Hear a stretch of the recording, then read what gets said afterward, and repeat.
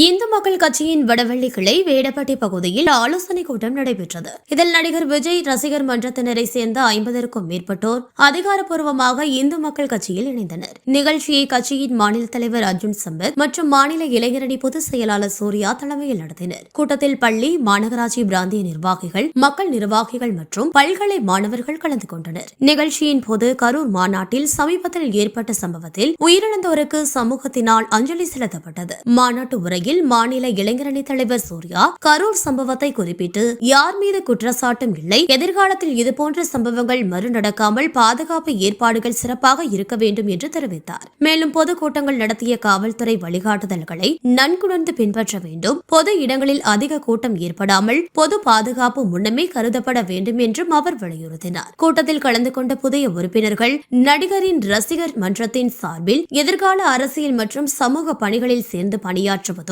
கட்சியின் அரசியல் செயல்பாடுகளில் ஒத்துழைக்க வேண்டும் என உறுதி செய்தனர். நிகழ்ச்சியின் பின்னர் கட்சியின் உள்ளூர் நிர்வாகம் உறுப்பினர்களை அறிமுகப்படுத்தி எதிர்வரும் வாரங்களில் பிராந்திய அமைப்புகளை விரிவுபடுத்தும் பணிகளை மேற்கொள்ளும் திட்டத்தை அறிவித்தது.